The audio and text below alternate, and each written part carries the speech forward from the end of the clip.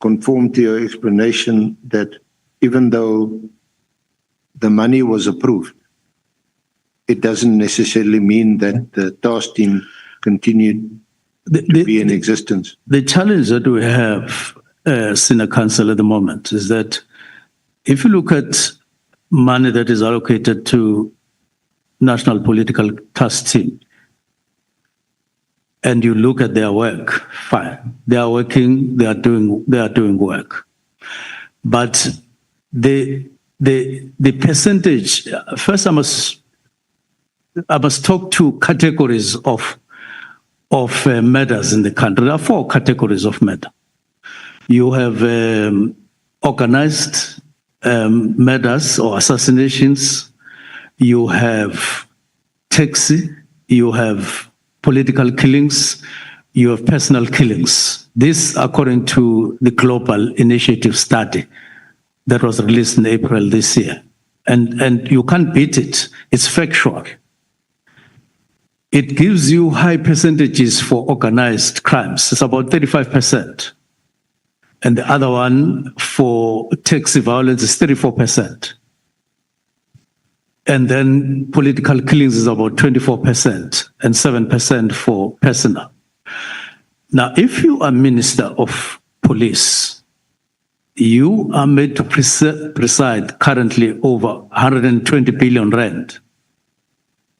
You've got to think about the most effective way of distributing and using resources. Now, if you keep on funding one unit somewhere in one corner of the country, even if they do well, they are not going to deal with criminality in the Cape Flats. Our consciences are going to be washed on an hourly basis. As I will get to that when I get to reasons why I took the decision to disband the political killings task team.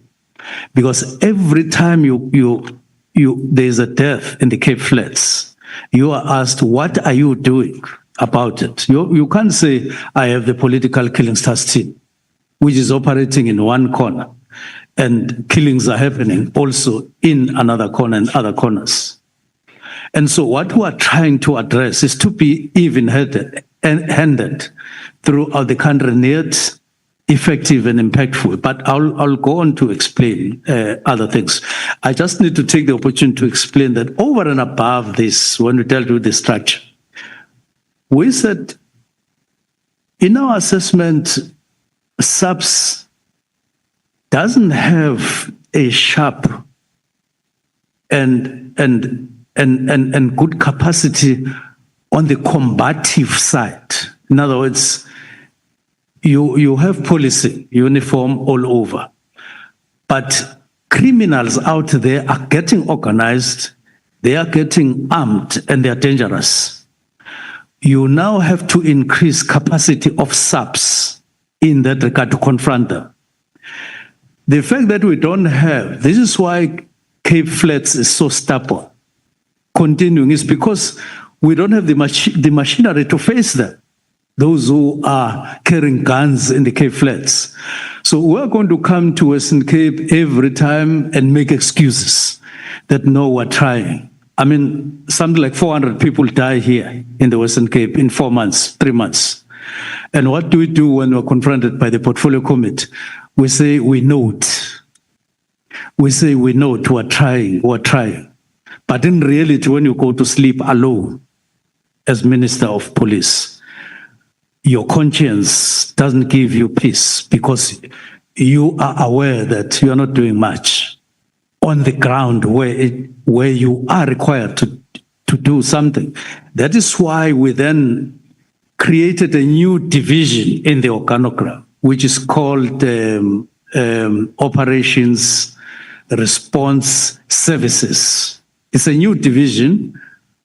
They have to appoint a new divisional commission who will be responsible for the units, just the units, in the manner that is demanded on the ground. We can't keep on saying Enanda is a problem as if as if God when he created the world, he said, people in Nanda must die and they must die permanently. In the south of Johannesburg, El Dorado Park, Rivali, people must die on a permanent basis. That is not God's plan. And it is not in keeping with the Constitution of the Republic.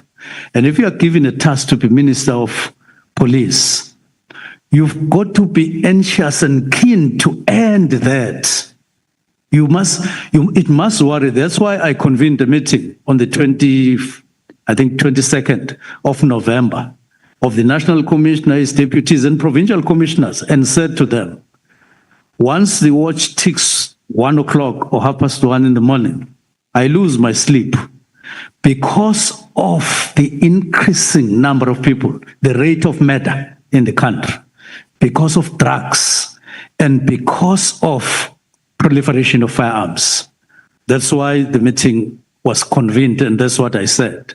Well, I listened to General Mchunu when he was talking about that meeting at Given Screw, and I have respect for him, even when I don't agree with what he said. He said the only thing he picked up there was Advocate Piccoli, my special advisor, lecturing to them something about the role.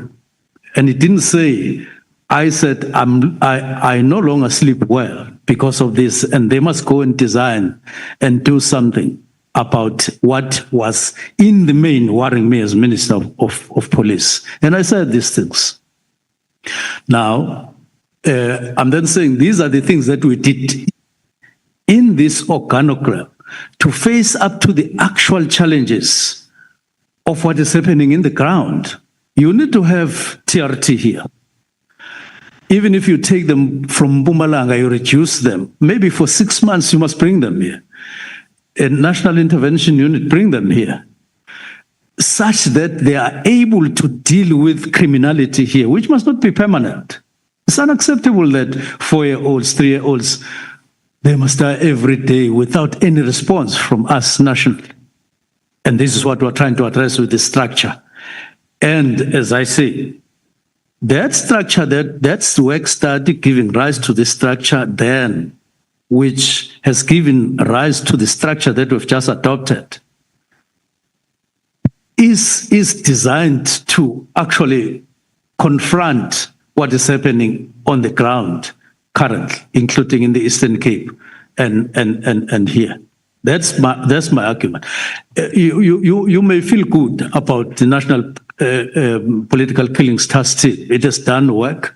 It's fine, but you can't keep on relegating the majority of people in South Africa and focus on councillors and amakos, not because they must die, but you are saying what morality, what ethics. I'll come to that at the end. Thank you. So thank you, Minister. So all that, what you're saying comes down to this, that the organizational plan that was adopted in 2019 already, that plan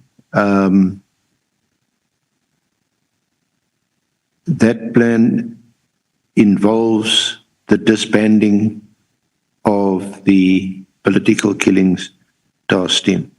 It's inevitable, even if it's not said by the word of mouth, for you to see that this is what it meant. Yeah, because can I just read to you what this plan says and what it says it means? It says under organizational placement, National Detective Service, all specialized capacities, there are 4 major changes proposed in this review of the structures of the Detective Service.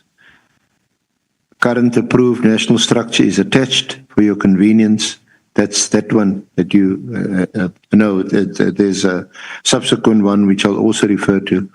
The first and foremost addition is the addition of murder and robbery, inclusive of taxi violence, as a section under the head specific crime investigation. Secondly, After careful consideration, it was found that the title of Head Specific Crime Investigation should be changed. The change from Specific Crime Investigation was proposed to become Serious and Violent Crime. Looking at the sections that will be placed under the head of Serious Violent Crime will consist of the following: murder and robbery, including taxi violence, stock theft and endangered species investigation, existing units, vehicle crime investigation, existing units, and national investigation and cold case unit, including tracking teams. The third change would entail the placement of a cold case investigation capacity as part of the national investigation unit, changing the name to National Investigation and Cold Case Unit. And yeah, so that's I'm just reading from the document.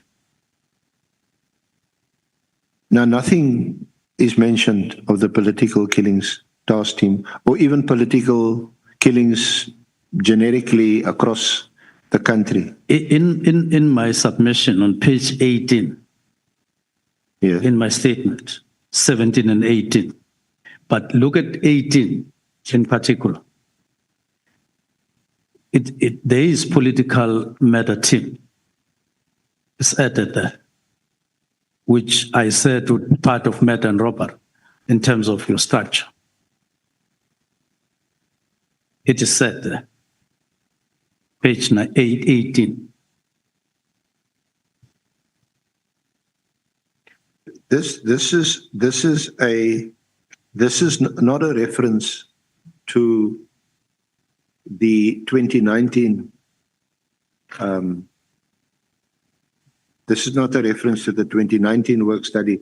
Yes, This is a reference to the it starts from page from 15. SB. Yeah.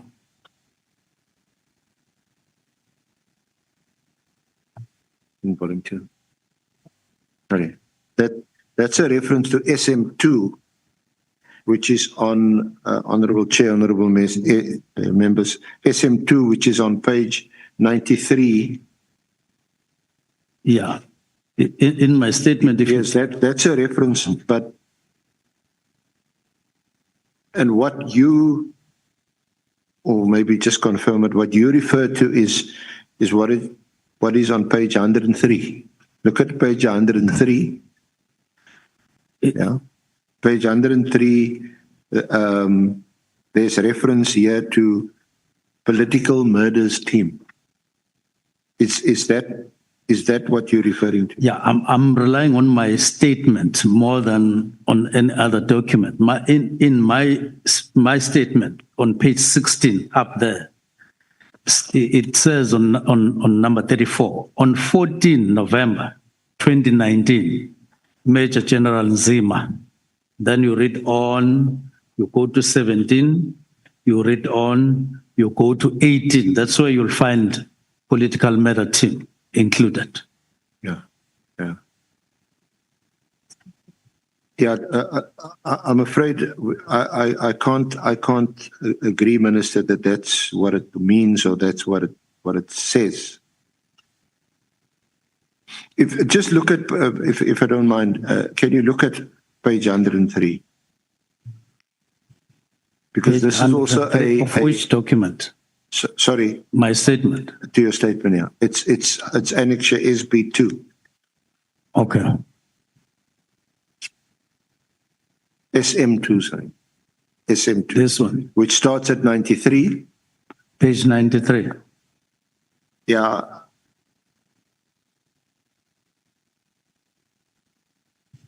It's in volume. Okay. Yeah. So if you can go to you'll see on SM2 at page 93, evaluation of the implementation of approved work study investigation for the establishment and review of resources for specialized investigation capacities, detective service. This is the other work study of get his designation now,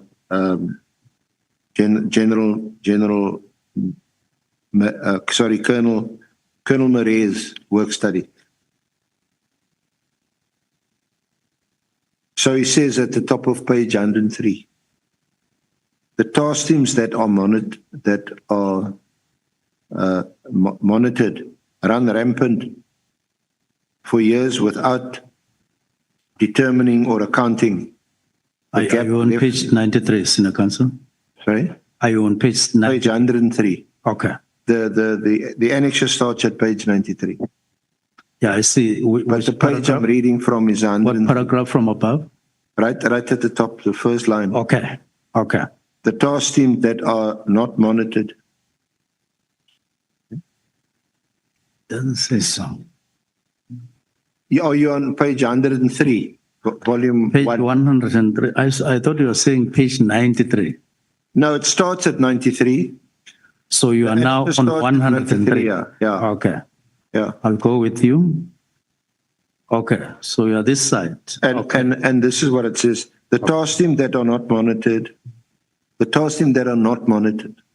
Yes, I see that now. run rampant for years without determining or accounting for the gap left where the members were taken from mostly at station level. Task teams found operating in provinces are as follows. Then it mentions the foreign vehicle task team, the multiple trio task team, essential infrastructure task team, kidnapping and ransom teams, extortion teams, counterintelligence task team, anti-gang task team, cash in transit and ATM bombing, political murders team, multidisciplinary task team, which may also be a reference to the political killings task team, knockout team, narcotics task team, provincial tracing team, and the illegal mining task team. So that is a criticism of all these task teams. What they are saying there is that when you go to the provinces at that time, you find these are all that you find, all these task teams. This is what you find. This is what they sought to improve. That's why they say, among other things, there's where they talk about ferocious, and they say there's duplication and overlap, which they seek to resolve. So can you explain? Because this is evaluation at that time. Can you explain, and this is the outcome. Honorable Minister, why of assuming because it's not specifically mentioned here that this is a reference to the political killings task team.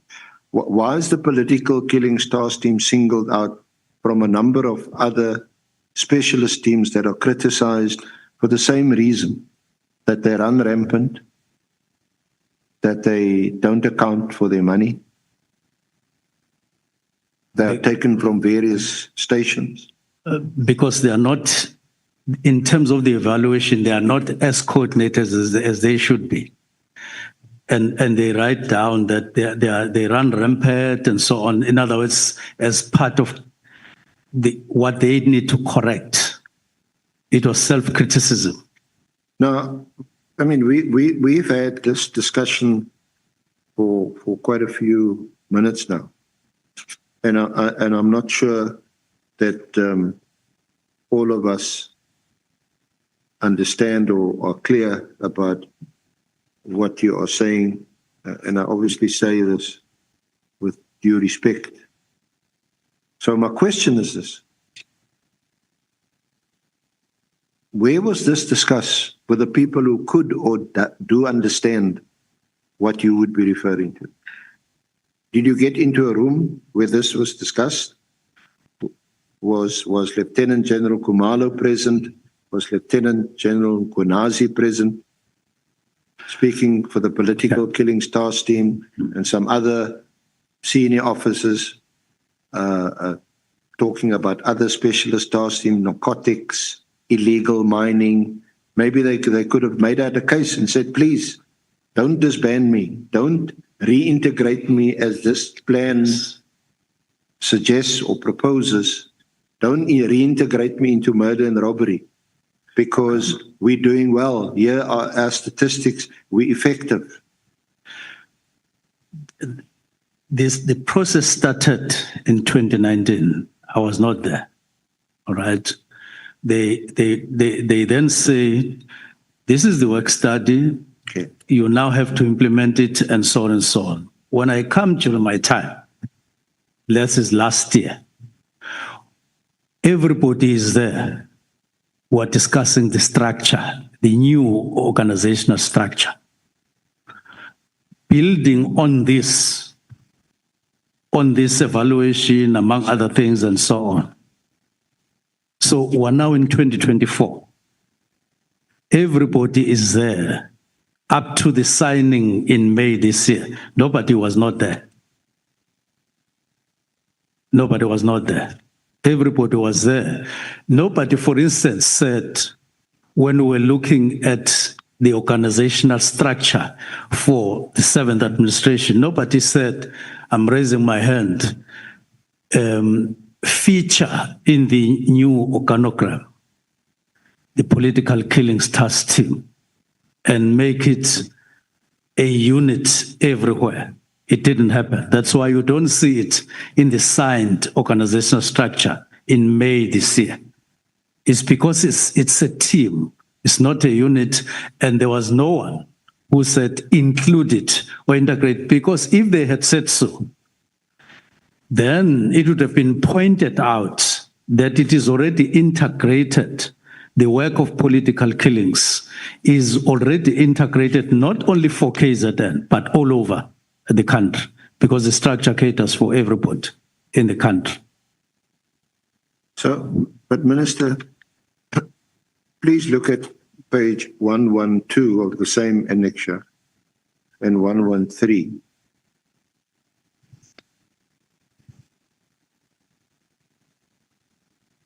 And if you look at towards the bottom of page 112, these are recommendations.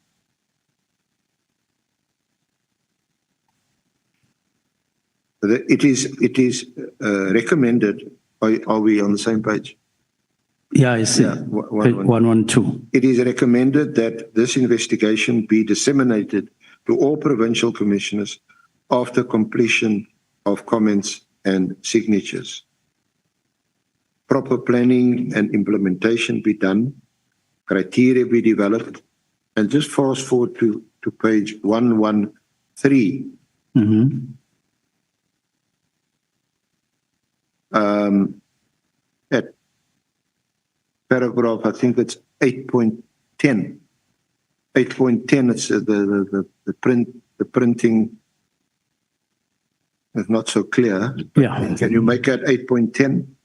Current task teams be subjected to an impact analysis by organizational development and strategic management in the province to ensure the feasibility of the existing teams. So, assuming you are correct in your reading and your analysis that this plan, the 2019, both the 2019 and the 2024, which appear to be similar, assuming that your interpretation is correct, that it involves or it means the phasing out of the political killings task team. This still says that the current task teams, which would include the political task team, be subjected to an impact analysis by organizational development and strategic management in the province to ensure the feasibility of the existing teams. In other words, this document is not the final word. This is a recommendation, and an impact analysis and feasibility study must still be done to see whether or to ensure the feasibility of the existing teams. In other words, if it's true that some of these units, task teams, like it's been suggested, by someone like Mary de Haas to say they run rampant, they abusing state and taxpayers' money, and they're not held accountable, and so on.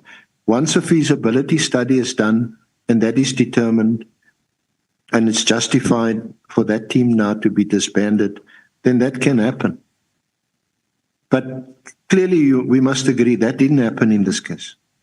Yes, I did earlier on explain, as I'm doing now, that a year after the establishment of the National Political Task Team, they then started the process. This was the beginning of the process. They were analyzing what's happening at that time. And they were building a study that would be approved at a later stage. They were in the early stages, in other words, but already a year later, after the establishment, they were busy at work, but not yet having successfully created these structures. That's the thing. The specialist units were being established, they were being fused in, and so on. So these were early stages, Senior Counsel. It was going to be some time before you could say, we now no longer need the Political Killings Task Team. This was not the time. It was merely a recognition, a concept, but they had already begun to say you need specialized teams or specialized units. So, and they were beginning to envisage how it will look like. Now, building on that ourselves, because this thing got approved, it could have been implemented even long before we arrived. And so we say, let's review the structure to suit the imperatives of the seventh administration. So is your, sorry to cut you, but are you saying that this was already approved by the time you assumed the position of Minister of Police, but there was a failure or implementation was slow. Implemented was slow. It had not reached the level where you could then do away or disband the National Political Killings Task Team. That's why they extended its life up to 2022 via motivations, via presentations, and then the National Commissioner and the Minister sign that we extend the existence of the National Political Task Team, which will then extend or provide finance or funding. So these two things needed to go parallel together in order to meet the obligations of the PFMA, so that you don't fund a structure outside the organogram perpetually without accounting properly for it, in terms of the objective for which it was created right from 2018. And you needed to act responsibly now and say, by the way, what are the imperatives of the new administration? What do we have? What do we need to improve? What do we need to change? Which has happened. And in our discussions, we find that some of these things that we're discussing had already happened in terms of decision and thinking. Let me make an example. The ORS, the Operations and Response Service, we were told it once existed at some point, but then they did away with it. They said, no, we no longer need the Operations and Response Team. So where is it now? All these units, Task Force, Task Unit, National Intervention Unit, RTI, and POP, where are they? They are under VISPOL. And VISPOL takes 53% of the budget of SAPS, but it is one branch under one divisional commissioner. Operationally, it's impossible. You have your border there, it's impossible for one divisional commissioner to be able to take effective command of all these units. Yet they are there. They are a potential capacity for SAPS to combat crime, including those crimes that are being performed by or done by hardened criminals and cartels. Criminal cartels and Gospel must catch Matlana. Pardon? Now you say, you're suggesting Vispol, they take up 53% of the budget. Yes, they take, Vispol alone, take 53% of the total budget of SAPS. And yet it's just under one divisional commissioner. Now, that one divisional commissioner can't be responsible for policing in police stations to make sure that they have cars, they have systems of policing in each police station, and they are performing their job, and then still run with all these task teams, all of them. It's impossible. Keep them oiled, deploy them as and when it is necessary. So you go to Gauteng and they complain to you, your Minister of Police, you run there after 5 people have been murdered. You go there, you say, I'm here to see what has happened, but it has already happened. And then from there, they call you in the Eastern Cape, they say there are matters in Lusikisiki. You run there. And so you end up you don't have something sustainable that runs the country in terms of combative capacity on a sustainable and ongoing basis.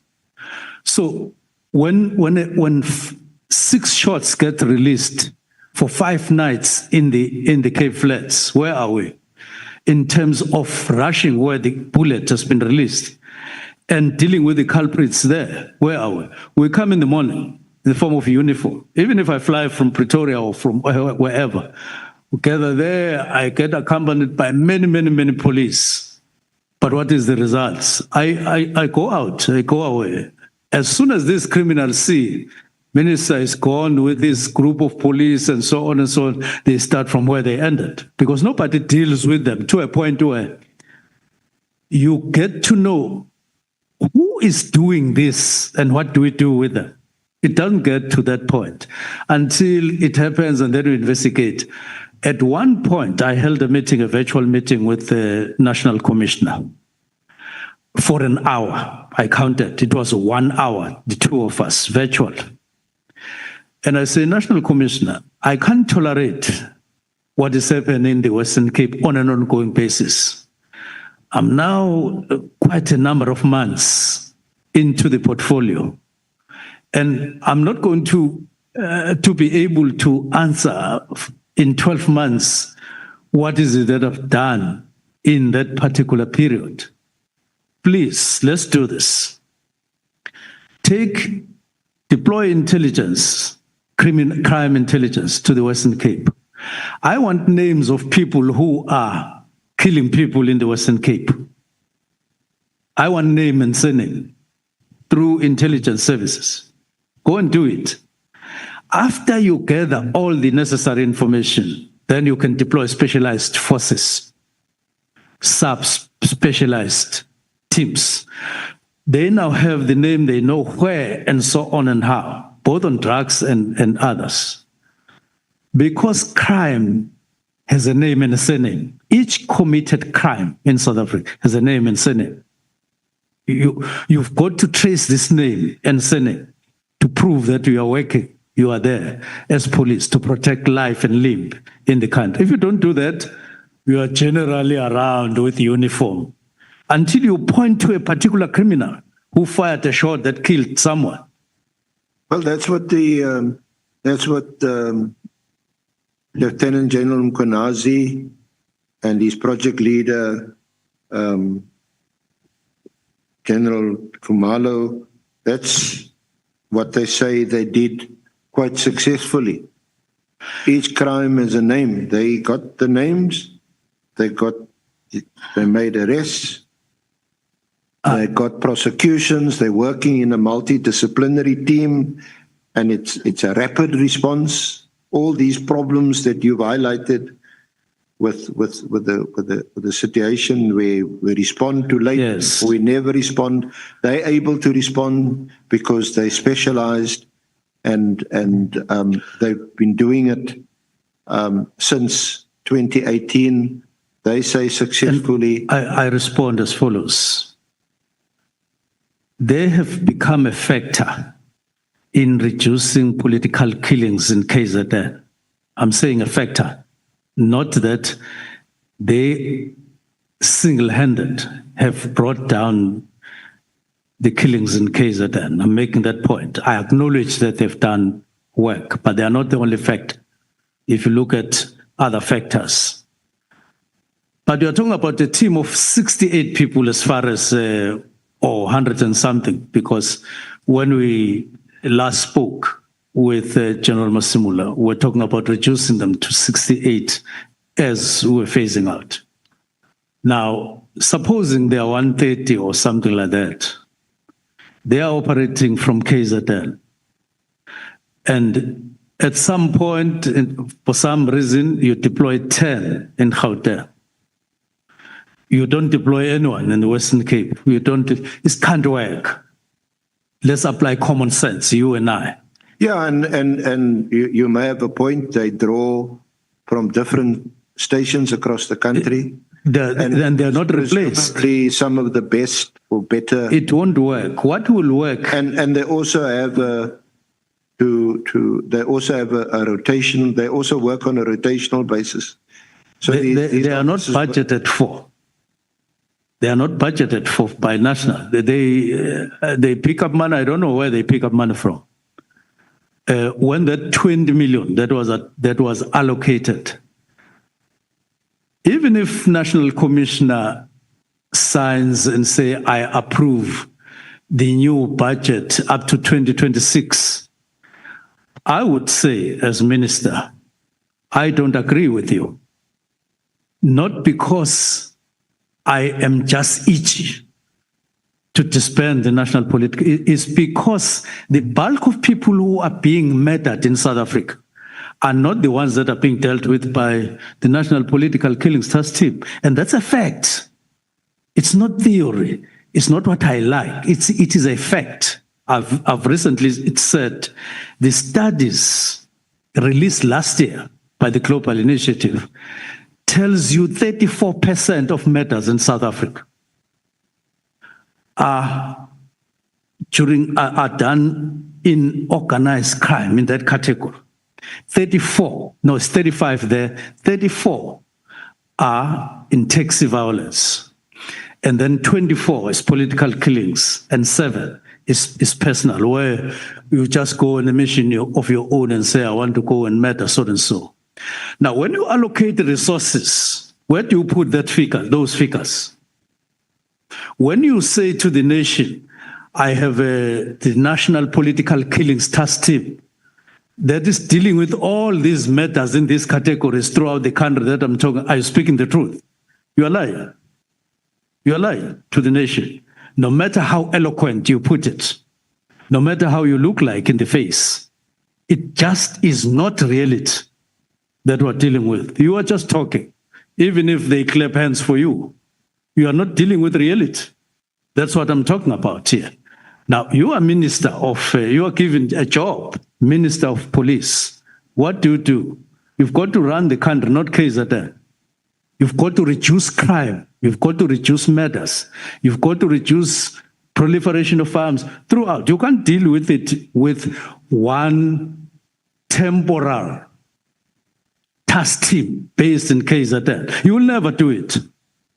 No matter how you claim, no matter how many times you go to TV, you will never do it. You will never do it. That's my argument. No, I hear your argument loud and clear, and I'm sure so is everybody in the room and in the country listening to what you're saying. Just if I could add, part of your responsibility when you're given a job is to dedicate your thinking and focus.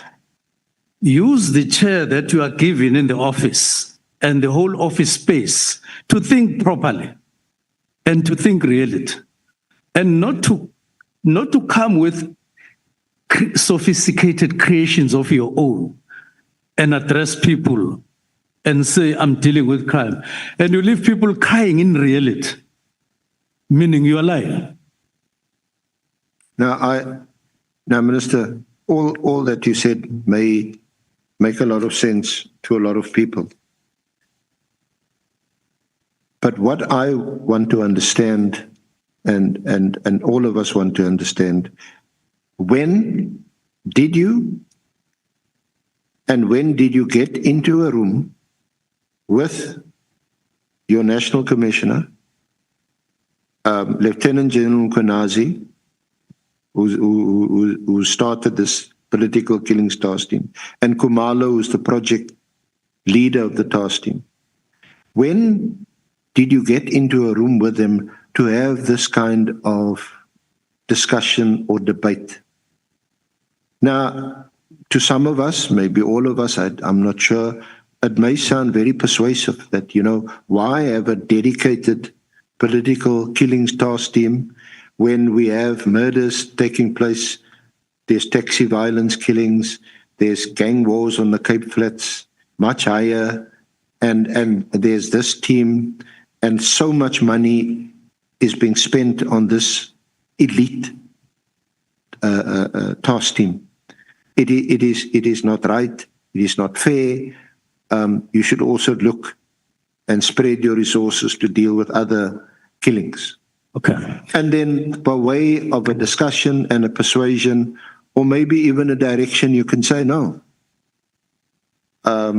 Because now they come with their counter arguments as to why the team should continue to exist.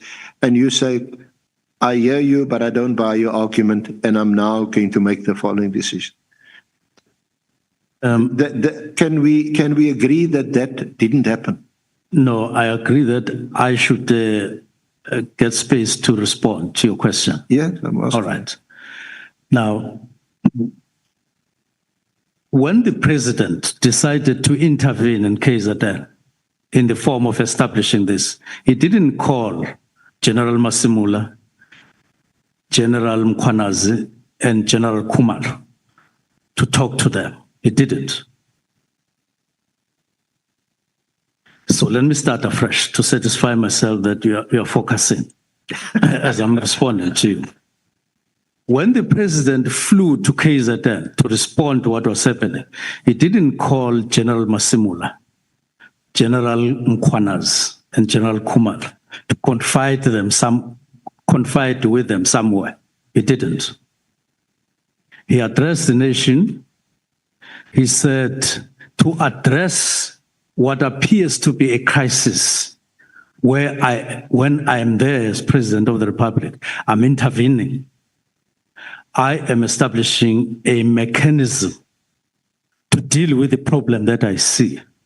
It's going to take the form of an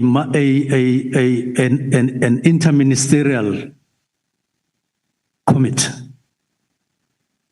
who will sit and discuss further the mechanism that I am telling them to design. Those are the people he sat with. And it's important to do so, to note that.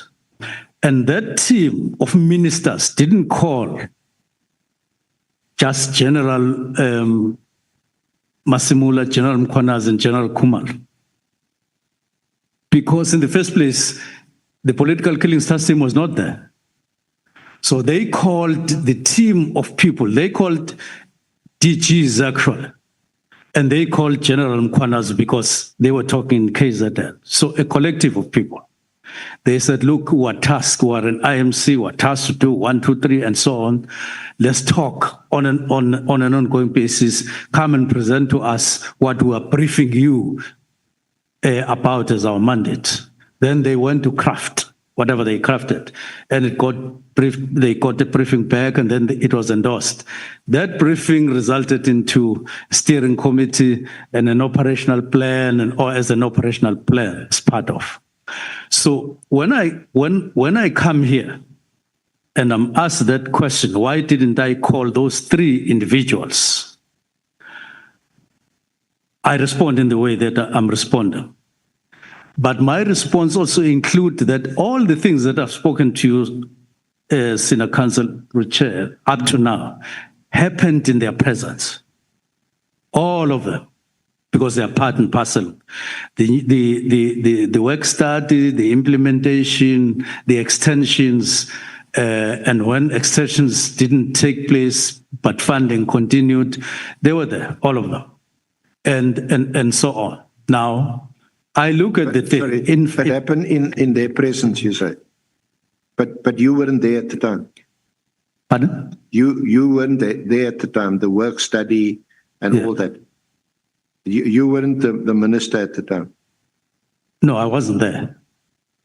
There was a minister, though. There was a minister, and that minister tells us, and will come and tell this honourable committee, that the task team was in operation, and by the time he left office, and as recently as I think it was March 2024, he held his last media briefing.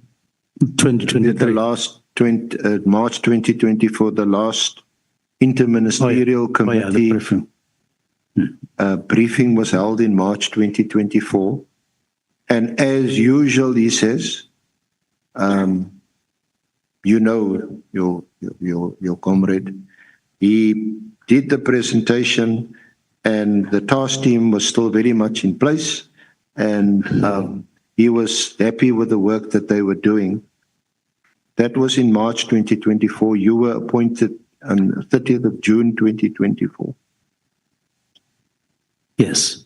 So he doesn't seem to share your understanding that the task team was phased out or was to be phased out, or as you contend that since 2022 the task team was operating unlawfully. Now, let me take this opportunity to outline reasons why we disbanded the task team. In fact, why I issued a letter of directives, the 3 directives, so that we don't take one aspect. For instance, I would respond to you that my predecessor can't be part of what I mean, you can't say he will come and say he is not happy, as if it is his duty to do so. Now, it's not. I'm here now taking you through the reasons. Could I go ahead, Senior Counsel? Just hold a moment, Senior Counsel. Honorable Malema. Sorry, Honourable Chair. Hold. Sorry. Let me start. The first reason. I have recognized an honorable member. Thank you, Chair. I think the question was not answered about whether did you meet Honorable General Masemola, Oh, yes. Khumalo, and Mkhwanazi. Not whether when it was formed, the president met them. That was not the question. The question was, did you meet General Masemola before we go to issuing of a letter? I think there we didn't get the answer there. Now, I'll accept that and then respond by saying the meeting on the 1st of November, where I made remarks or statements of a policy nature. I don't know whether that has since been supplied to all of you. Those minutes, you will see who was there. And you will see which, the minutes of 1 November 2024. Yeah, the distribution may not have taken place but it's a Minister, sorry, just to refer the Honourable Chair and Honourable Members to the relevant volume, that's Exhibit Bundle 4, and it's at pages 163 to 177.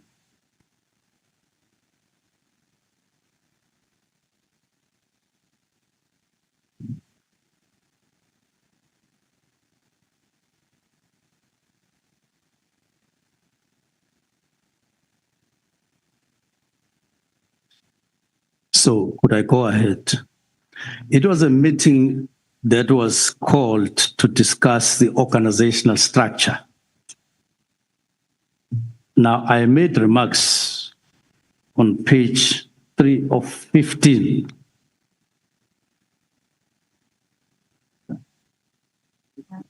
The people who were present was Minister of Police, and I welcome Deputy Ministers, National Commissioner, General Masimula, and all other people who are present. Now, it doesn't say who else was present, but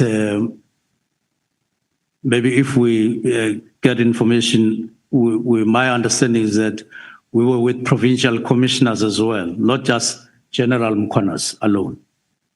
So I make remarks there. The minister further indicated there was even labor there. Which page you reading from? I read from page 3 of 3 of 15. 15. The minister further indicated that there must be reconsideration and review of certain capabilities, such as political killings task team, which are primarily about addressing serious crimes. He stated that subs should guard against creating structures, units based on specific category, while these duplicate the existing capabilities, e.g. taxi killings, political killing, all being about murders. This is what I said in the presence of management. Now, further down in the same page, you will see what General Masimula said. General Masimula indicated that the matter of the provincial commissioners was resolved some time ago, which was under discussion. He goes on and talk about. So he further stated that in terms of the inspectorate, in principle, management agreed that there's a need to do away with it. That's the first unit that we dissolved. And it's not and this is a unit. It was not even the task team. It's a unit in the organogram. However, there are difficulties with doing away with the unit right away. We acknowledge and accepted that. He gave example of affordability and so on. He further explained that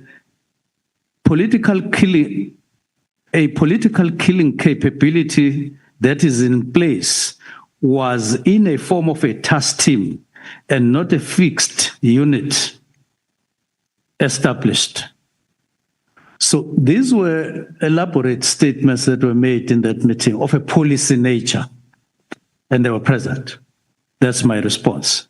But there is another meeting that we held. I think it was on the 22nd. It's just that we couldn't find minutes. It is called policy statements that I made together with the National Commissioner.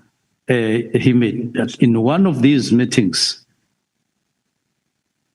Yeah, the minister directed that the presentation should have a narrative in relation to the so I'm making reference to that to respond to the question, but I never met the three of them to say General Masimula, General Mkhwana, General Khumalo, come, let's have a discussion.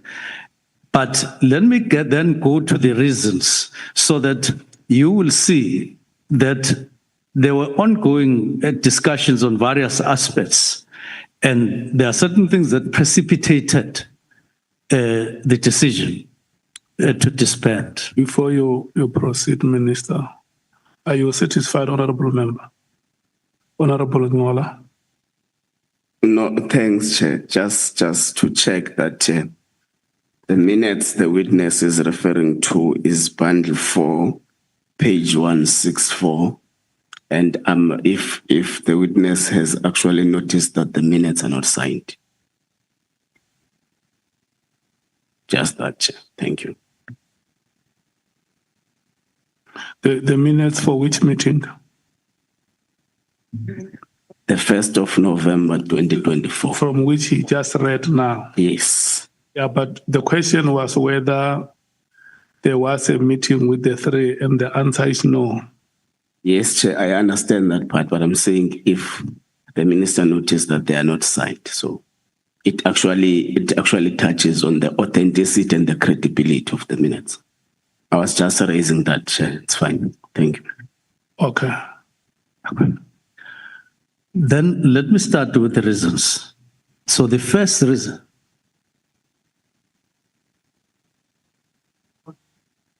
And have you Excuse me, on senior counsel? no.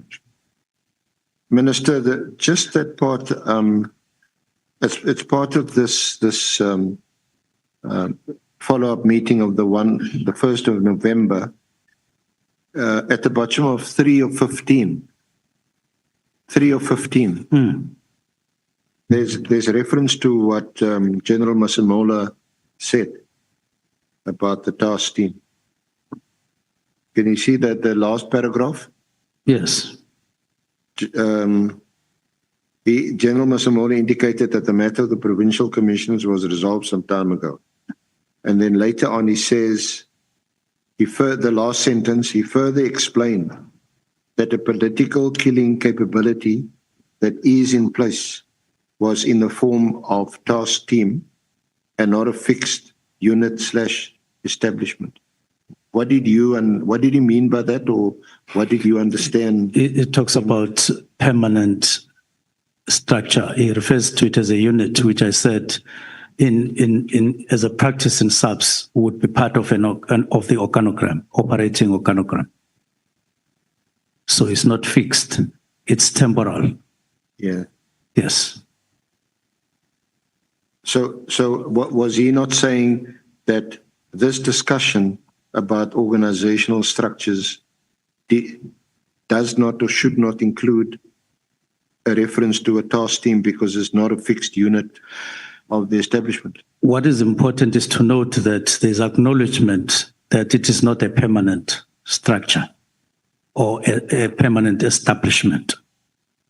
It's not a fixed establishment. I think we all accept that. We accept Yes. that it's been extended from every year, from 2018 Yes. through now to 2026, except that your position seems to be that from 2022.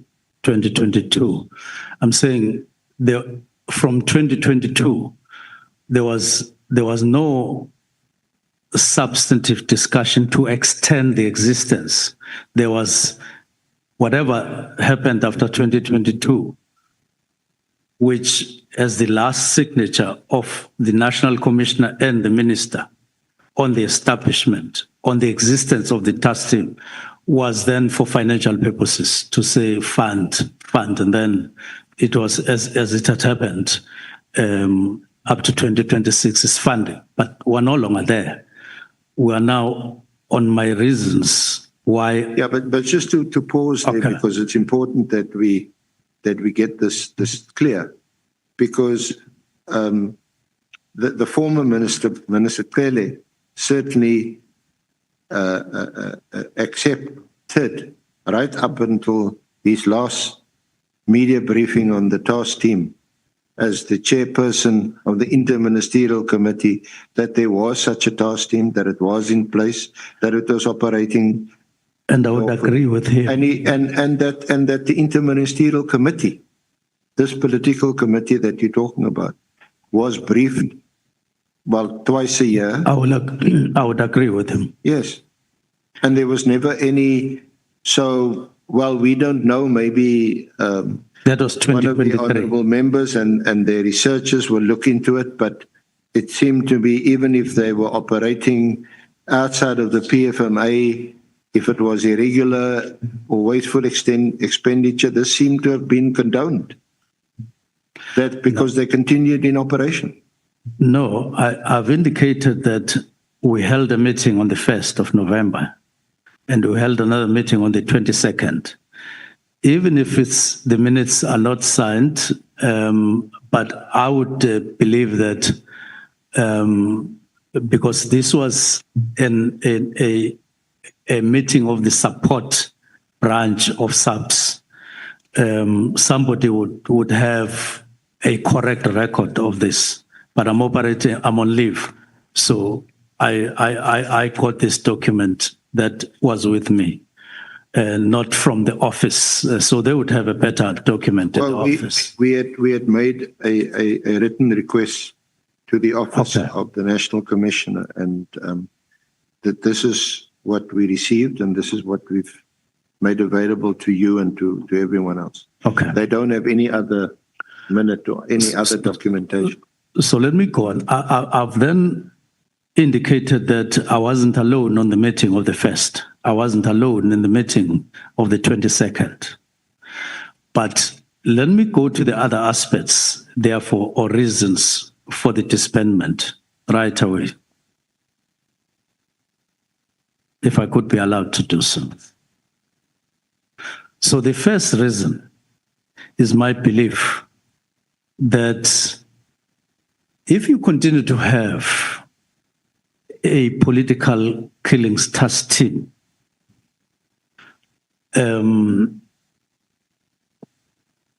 you are not recognizing the new work study and the new organogram. You are denying that there's a new organogram, there's a new work study that gave rise to the new organogram. And I don't want to be in denial.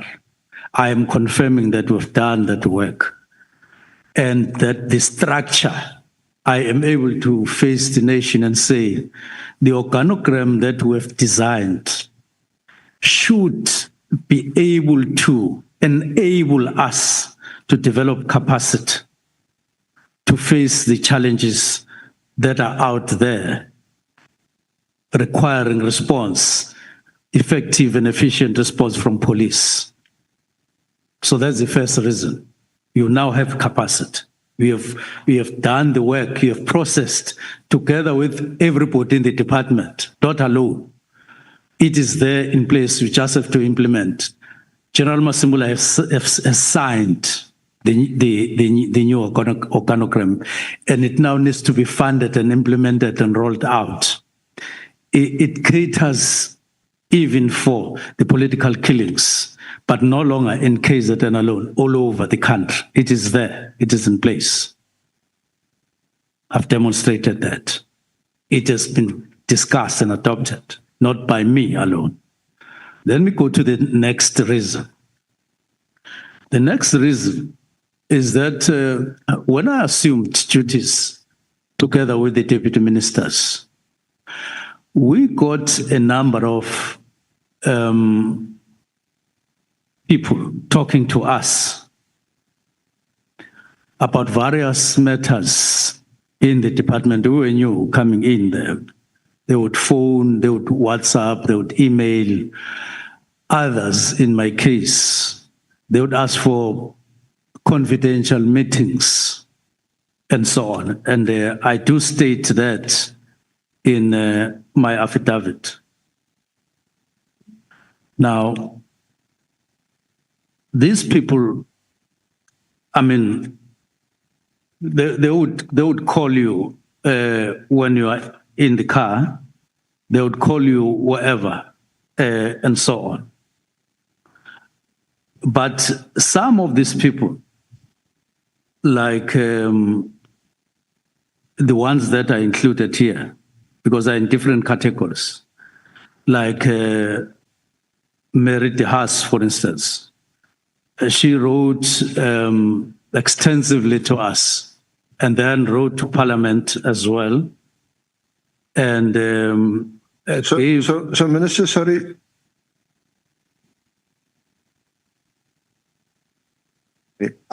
Apologies. I do want to get to your reasons for your 31 December 2024 directive. I do want to get there. Yes.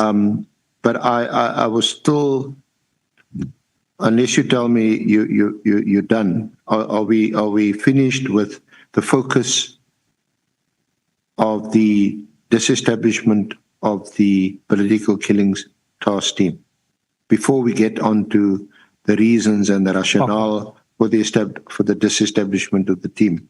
Okay. And I think the last question was, which I think Honourable Member Malema had also flagged, and we don't have a definitive answer. Did you get into a room with General Masemola, with Lieutenant General Kwanazi, with Lieutenant General Kumalo, who's the project leader of that team, to discuss the disestablishment with the team, or why it should continue, and for them to do a motivation? What we do know is that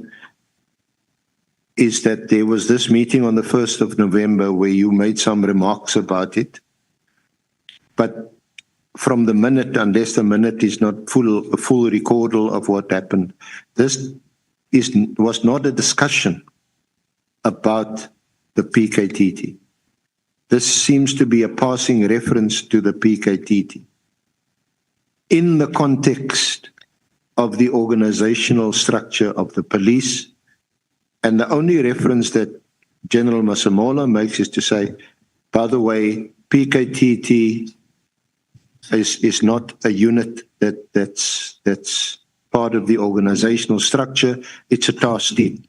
We don't know. We didn't have the minute, unfortunately, before us when he testified.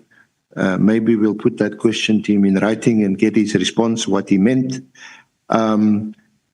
So there's only passing reference to it. It's not a meeting where it was discussed. It was mentioned, and General Sabia had also mentioned the other night. No, it was. Well, I'm not even sure now whether it was mentioned or discussed in November. We took issue with him, but perhaps to give him a little bit of credit, there seemed to have been mention of it in November 2024 before the decision was taken to disestablish the task.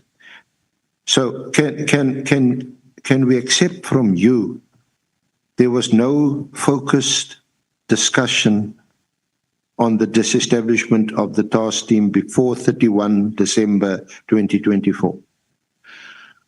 Well, Senior Counsel, I'm not sure about forecast, because there's nothing that suggests that on the 1st of November, nobody was focused on what was going on there. But if you mean that there was no day where we said this day we're going to be discussing the National Political Killings Task Team, I would say yes, there was no such a day. There was no day to discuss the National Intervention Team, the National Intervention Unit, even though it has not been disbanded. But I'm saying, as a principle, you would discuss all the teams and so on if there was a day for them, and I'm sure at some point would come. And as it happens, you now know that there was a meeting that came after the disbandment. But yeah, no, we know about those meetings. But I wanted before then, in the reasons, I want to capture that response. So you will then get to understand how we intended to handle that particular matter specifically in a dedicated form that you are talking about. But I've already answered that it was discussed on the 1st of November. It was discussed on the 21st of November and 22nd November. Much as you would want me to say there was a day, I am answering there was no such a day when there was a dedicated discussion on this. I'm saying so. So your answer is it was discussed with, but Mkhwanazi wasn't in the meeting. Kumalo, he wasn't in the meeting. Only General Masemola was in the meeting. Senior Counsel, I've said, yes, there was this meeting. It was the way it was. And these statements were made in that meeting. I want to avoid talking as if I breached a particular law by not doing what you are talking about. I'm putting it as it happened, that we had a meeting on the 1st. Now, I'm not hearing you saying, why didn't you have the 3 on the 1st and not this meeting? So I had this meeting, I'm telling it as it is. And then on the 22nd, that's all we did. Not a meeting dedicated, separate, with General Kumalo, with General Mkhwanazi, and with General Masemola. No, not that one. That one. Yeah. So it seems to me that this is all part of your orientation as a new minister since July 2024, and even by November 2024, you're discussing the organizational design and structure. And one of those issues that crops up or arises from those discussions is the political killings task team. As part of that discussion, that's the context of that discussion. What I asked you about is whether there was any dedicated, or as you like to say, focused discussion on the political killings task team. And from this minute, it doesn't appear to have been the case. And we don't have, unfortunately, the minute of the 24th of November. Now, let me say 2 things. I've already said there was no focused discussion on the matter, but I want to elaborate on that and give you the more detail. 2, not as if there was a prescription that it had to happen and take a particular form. There's no law that says so. 3, I've already given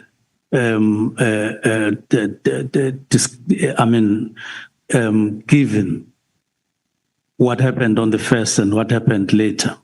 But now give me space to give you reasons why we disbanded. And some of the answers from your question, some of the answers you will get as I move on the matter. I'm saying this to lessen the burden on Senior Counsel to say, answer this question. I've answered. Okay, can I go ahead? Okay, go ahead. Final. All right. So the first reason is that we get to the department, we do various discussions, consultations, we read, and so on. And then gradually, I get to learn about all these things that were spoken about up to now. What happened in 2019 and so on. The work studies, the establishment, we get to discuss the imperatives of the 7th administration, and we deal with the organogram, and we come up with a new structure crafted on the basis of what had happened before, and we move on with the work. All right. It becomes imperative to me as minister that you can't have a duplicate structure or any other duplicate structures on top of what has already been put in place and what can deliver on the mandate of the 7th administration in the form of this organogram, catering for all that SAPS could do or can do in order to meet the mandates and the imperatives of the 7th administration. And I'm saying I'm convinced that if this organogram is implemented, it will have an impact on murders, on firearms and so on crime in South Africa, based on this, if we go on. So you streamline, you say, I've got the machinery now, as we have signed off now. And it is important to note that there is no one, when we did this, who said, put in the organogram the National Political Killings Task Team. It has been there for 5, 6, 7 years. Put it on the organogram. No one said so. Not Commissioner Masimula, not the other generals, including General Mkhwanazi or General Kumar. So we went on with the organogram until it was finalized. But we went on with this understanding that there is no task team that, including the National Political Killings Team, Political Killings Task Team, it was never meant to be permanent. It was even referred to as a project. In many documents, is reflected on as a project. Now, if it's a project, it tells you that as a project, it would have a particular time frame of starting, particular funding, and particular time of ending. It's not a permanent project. So that's the first reason. Second reason, I began to say, I got to interact with a lot of people. Deputy ministers also got to interact with many people. Now, others made written inputs and others didn't. The categories of people who were speaking to us are different. Maybe let me start with the one that even finally made me write on the 31st of December. A number of people who were part of the National Political Task Team sent WhatsApps to me and to the deputy ministers over a long period, shortly after we started working in SAPS. Others, as I've said, would want to see me privately, confidential. And we had talks. And there are quite a number. Now, those people would say, we don't want to be revealed. We don't want to be known. We just are coming here to say there are these particular issues. And let me categorize them. They are in two categories, those issues. They are of an HR nature. The practices within National Political Killings Task Team, the way they practiced HR matters or handled HR matters. Two, they are of a nature that made me feel that if these matters are not attended to expeditiously, they have potential, if not already, of damaging the reputation of SAPS, amounting to others defeating the ends of justice. So they were in two categories. Now, those matters, as I've indicated, they were detailed in the conversations in various forms that I've indicated. Now, I had to process. First, we started with a meeting on the 21st of November with the two deputy ministers convened by me to say, what are you picking up since we started? So each one of us said, hey, because we were specific, we're discussing what we were receiving, the complaints, the grievances, and all of that. So we discussed this. Others we had already started addressing by allocating, you address the problem of so and so, you address the problem of so and so, and that was done. And we're beginning to do work. But I convened this specific meeting. The resolution in that meeting said, Minister, these things that we have shared here are important. Go and engage the National Commissioner. That is what came out. We didn't discuss the detail of the form it must take and all of that. It was just go and engage the National Commissioner on all these matters that we've just discussed and other related matters. Now, I will come back later to say what then happened. But because we didn't discuss the nature of the form in which it was left upon me to really look at how I would go about engaging the National Commissioner, which I did. And it took some time before I could satisfy myself that this is the form it must take. Now, let me put a comma there. That's the first reason. That's the second reason.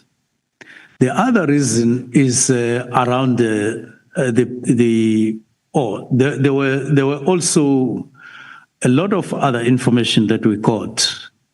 I had already mentioned Professor Meriti Haas, that she's one of the people who called us, wrote to Parliament, and so on. And there's one thing that I normally do. Meriti Haas is a well-established... Who is Meriti Haas? We've heard her name here now many times. Meriti Haas is a KwaZulu-Natal-based violence monitor who has been there over time. I've never had the opportunity, as far as I can recall, of having met her, but I do read the stuff that she produces. Yeah, she wrote a letter. Yes. Look at the letter. Okay. That's the person I'm talking The about. bundle in the Exhibit 4.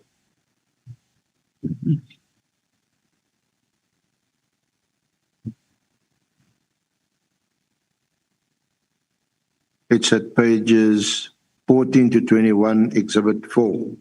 Yes. So,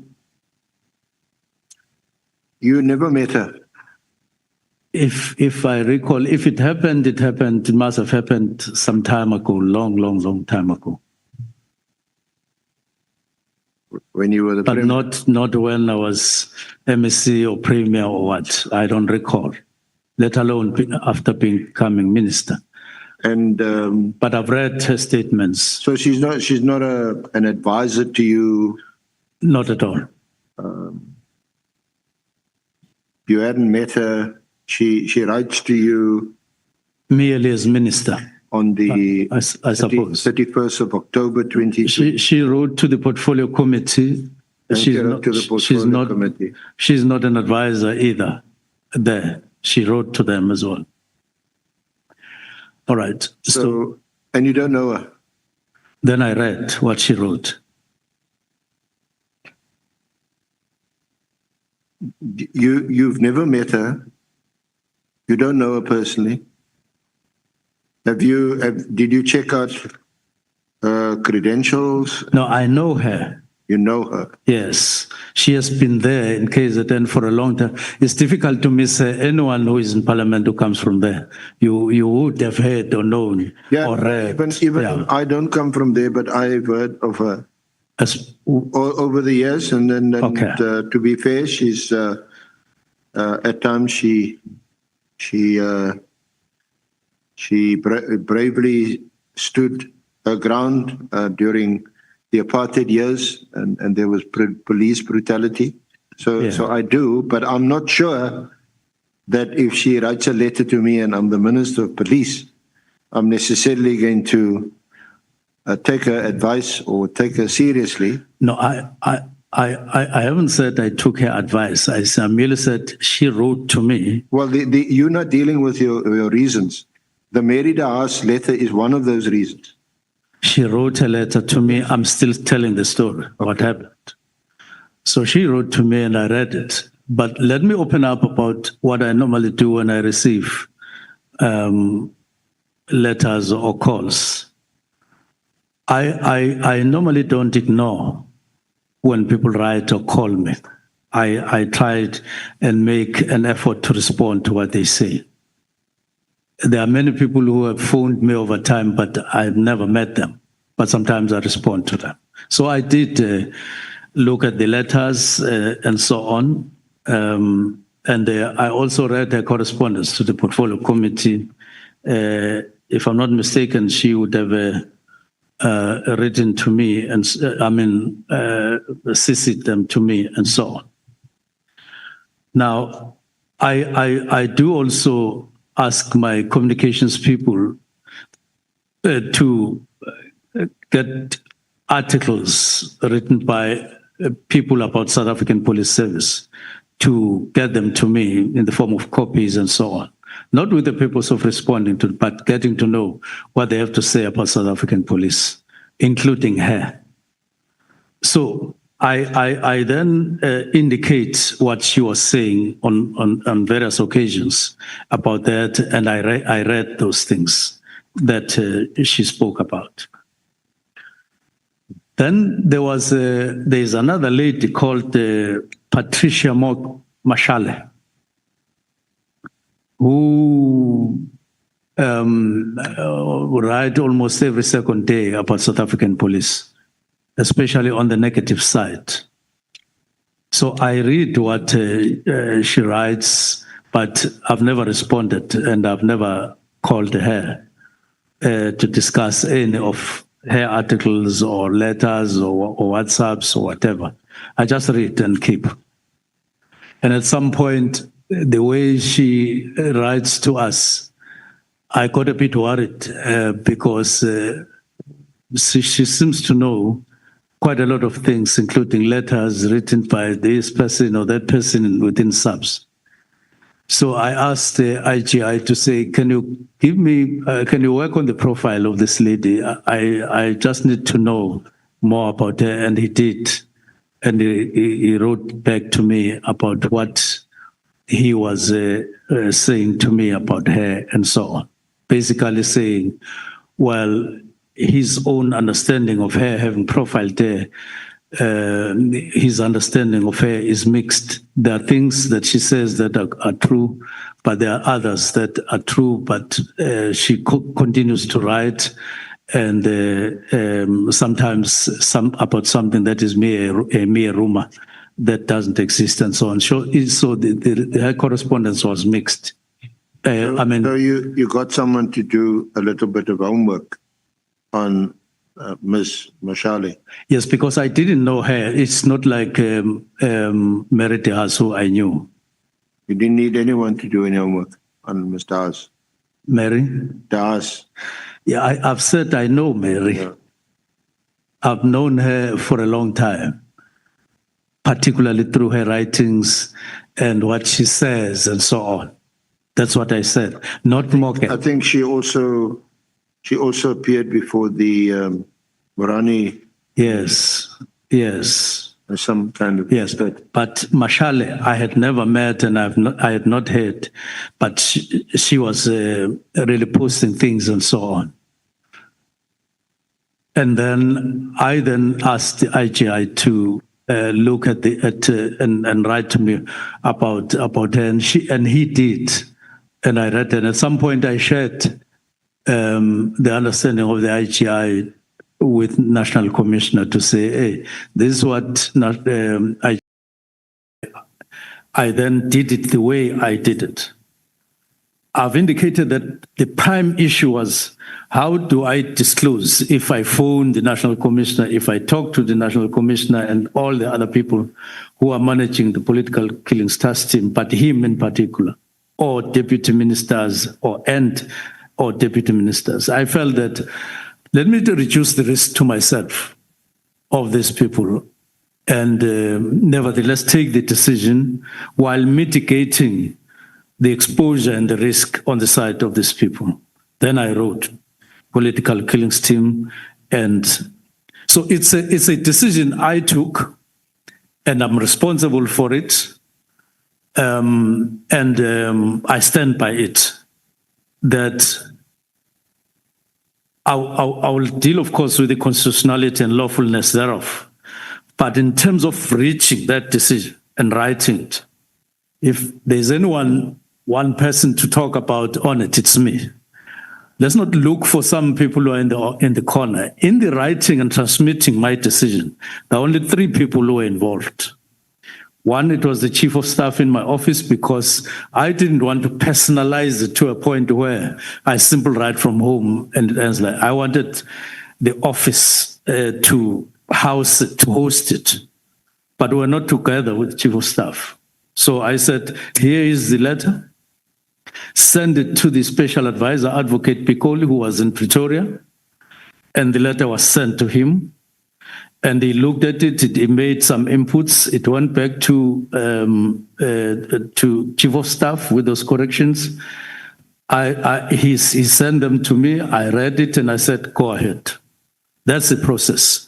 So don't look any further for any reason, even if you somehow believe that I have no capacity to write that letter for some reason. I don't think that there is any engineering of anything in that. It merely were the selection of issues I felt strong about, but not on behalf of myself, but flowing from the work that is expected of me to deal with and make impact in terms of the work that I do. And it was not the first letter that I wrote ever in life. I'm not talking about letters of love affairs as a schoolboy. I wrote plenty of those letters. I'm talking serious work. I've done so in my job. I'm not saying so, honorable member. It really was not the first letter, and I don't think it is the last letter. Just a letter to write related to work. That's why I'm saying I'm taking personal responsibility of that letter, and I stand by it. Now, with identifying those 3 matters, but the reason why I couldn't call General Masimula, called General Mkhwanazi, called General Khumalo to my home or elsewhere is because the finality of engaging on that matter came in that particular form in the last days of the year. So if you ask me, why not when we were together, I had not concluded. I'm honest about it. I make an effort to be honest all the time. I may not reach highest levels, but I always try to be honest. There was no one, and I would want even the ad hoc committee, if you want, to take the gadget that I used, if they will not have taken it, to go and search whether that doesn't originate from there, and I trust technology. It can do. I will hand it over to the ad hoc committee.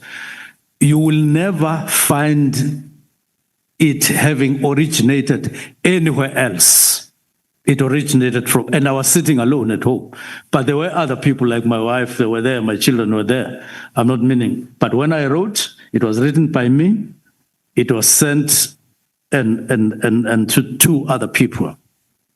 So don't be under any illusion, no matter how serious it is said, no matter who says so. It was written by me, that letter. So the reason why I couldn't consult, it was because of, in the main, the circumstances for that group of people. I've gone on the group of people to engage evidence leader to explain the situation and said, I wouldn't want to talk on behalf of anybody, of any one of them. I would want the ad hoc committee to make means for them to come and give evidence, their own evidence. As they said to me, if they were lying to me, they will lie to you as well. I want them I want them to say these things live to you. That's why I didn't, there was no such a platform when I wrote, but nevertheless, I said to myself, I would have to do something. Indeed, at the beginning of the year, I had a discussion with Advocate Picold to say, should we come up with an inquiry at ministerial level, just for these people to get a fair platform where they will feel safe and confident, because we can't just treat a risk of life, and this is a security thing, and say people must go and talk anyhow, anywhere, and so on. Because they themselves said so to me. Please look after ourselves. We trust you. We are talking about these things as they are. We have experienced these things firsthand in these two categories that I said, human resource practices and others that border, if not exactly, on defeating the ends of justice. And the names of people there. And I have responsibility to protect those individuals. That's why we went elaborate to say what would be the nature of transporting them as individuals. Where will they be accommodated? And how will they come here? And there must be somebody who lead each one of them on writing a statement to the ad hoc committee. We can't just leave it to them. They need to be assisted in terms of how to compile a statement to the ad hoc committee. So that is the reason, those are the reasons why I didn't convene anyone to talk about disbandment. But it is not proper to say there was no one else who was involved in processing all these things that I've spoken about as reasons. For instance, the budget. I'm not the only person in SAPS who knows that our budget is thinned up. I'm not. Even National Commission's accounting officer knows. He knows that on several occasions I said something needs to be done. I even contemplated going to Minister of Finance, but he's my colleague, I know. He would have said, Minister, there's no money. And I know that President and Treasury have set up a mechanism to visit all of us as ministers to check if we are optimizing our budgets. So I started the process on my own to optimize and so on. So the space in which we're operating is defined like that, and I'm honest in saying it was like that. But let me come to legality and constitutionality thereof, because it's one thing. When I came to that, when you write a directive, the difference between other directives is that other directives you would say when you are in a meeting and so on, but there's directives. Let me make an example. The one to disband the police inspectorate. We were in a meeting and I said, just brief me what these people do. We were in a meeting. Then they said they do 1, 2, 3, how many, 1, 2, 3, and so on. Then I said, what would happen to SAPS if we were to do away with the police inspectorate? And they said they don't think there will be anything that will happen. We're in a meeting. Not that I called the commander of the inspectorate or whoever. We're just in a meeting, normal meeting. And they said, in principle, we agree. And then they went to do that. Now, decisions in the ministry and management, I have directed that they would be taken at MINESCO, that is minister, plus top management meetings, we call them MINESCO. these are key decisions in the department, so that they are not taken by ministry alone, they are not taken by management alone. We take them together. That's why in the directive, the only thing that was there is one of the things that was there, indication that we will still go there and discuss the matter. But let me discuss the constitutionality. Chair, with all honesty, I believe very strongly that the Constitution of the Republic allows the minister, or that the minister has power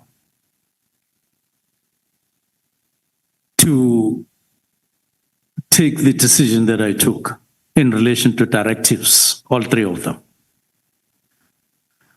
I start with section 206, subsection 1, which addresses the political responsibility for the police service. It states, I quote, "A member of the cabinet must be responsible for policy and must determine national policing policy after consulting the provincial governments and taking into account the policing needs and priorities of the provinces as determined by the provincial executive." This is what it says. You may have heard one of the generals in the Madlanga Commission saying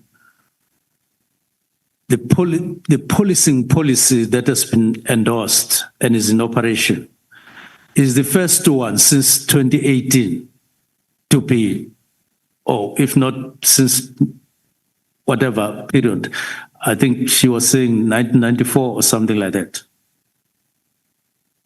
So that policing policy, we developed it, it is in place, in line with the statute. But as it says here, you determine, taking account. That's one. 207, it deals with a different matter.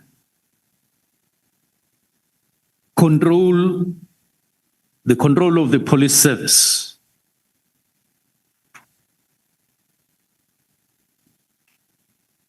Now, it reads as follows. The president, as head of the national executive, must appoint a woman and a man as the National Commissioner of Police Service to control and manage. Yes, I was looking for manage. Control and manage the police service. And subsection 2 says, the National Commissioner must exercise control over and manage the police service in accordance with the national policing policy and the directions of the cabinet member responsible for policing. So there is me sitting down, writing what I believed to be directives, 3 of them, in line with these powers, and sending them to National Commissioner, who I know is responsible for management and control of police. It deals with that. So I write to a directive. There's a further section, 208, which governs the civilian secretariat, the establishment thereof, and so on. So in a nutshell, and I know it's easy because I'm talking to colleagues in Parliament who make laws and they are clear about this. So minister has 3 powers, broadly speaking, in summary.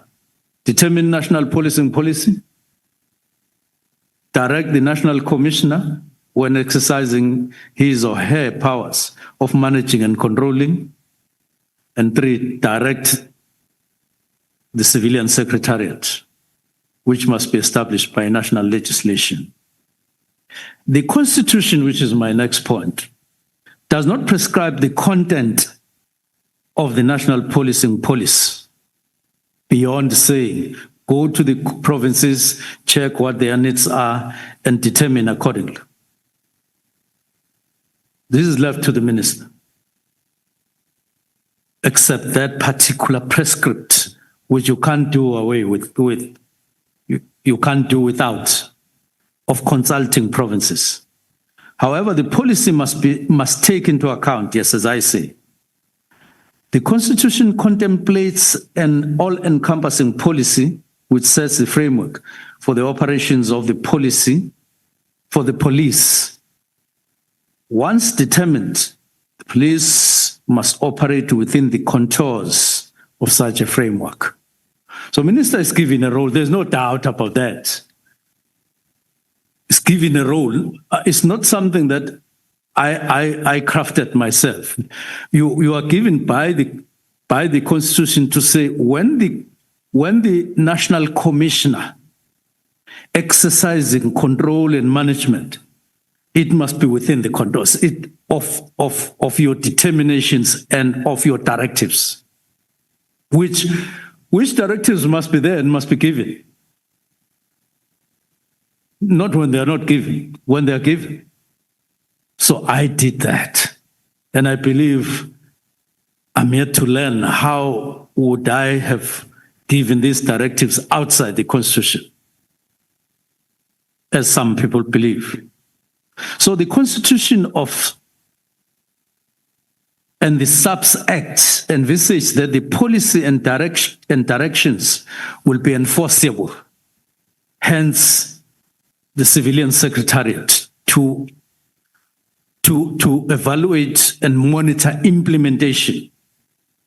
That's why the statute therefore assigns the institution of the special function to monitor their implementation, which is an institution, the Secretariat. Now, the nature of the direction that minister may issue to the National Commissioner is not specified. It doesn't have color. It doesn't say it's only this direction that you will give. It is red or it's green or it is gold. It's not. It says you will give directives. And I wrote directives and I gave them. It's not specified in the Constitution. However, regard must be had to the language of Section 207 and 2. I acknowledge that, which imposes a limitation in the exercise of that constitutional imperative. So in other words, you can't just give any directive. It must be as the Constitution says. The provisions empower the National because these provisions, 207, 1 and 2, empower the National Commissioner to manage and control the service. There's clearly an operational power over service. However, the operational power is constrained by 207(2). So the minister has his own areas of exercising power in terms of the Constitution. The National Commissioner has his own, and they are written down in black and white. But each one is limited by the other. Each one is limited by the other. It's not a free zone. Now,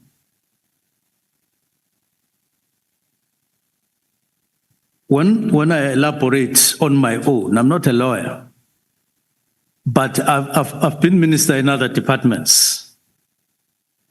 I do say, in reality, this is two sides of the same coin. The relationship, the power relations between a minister and a director general. Because you can have your powers of determining policy, of giving directions.